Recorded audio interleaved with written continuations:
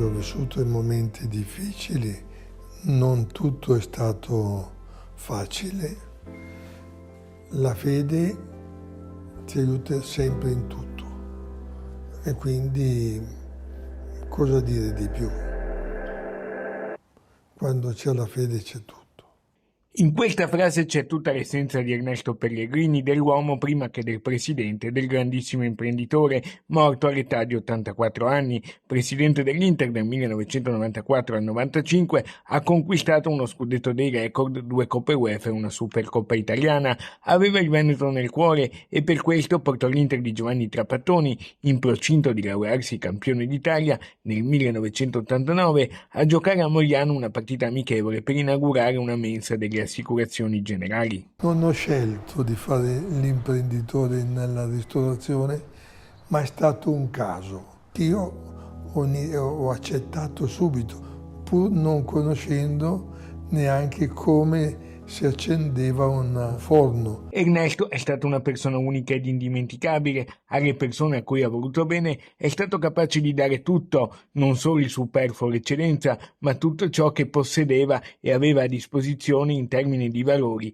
e sentimenti che portava nel cuore. La famiglia, la moglie Ivana, la figlia Valentina con Alessandro, i 2 nipoti, il suo faro e caposaldo, oltre ad una fede concreta e solida. Abbiamo raggiunto dei numeri importantissimi.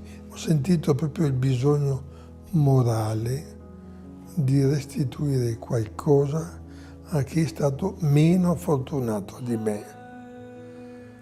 Quindi ho creato prima la fondazione e poi Ruben. Ruben, che è un ristorante solidale che dà da mangiare ogni sera a 300 persone che per dignità pagano €1.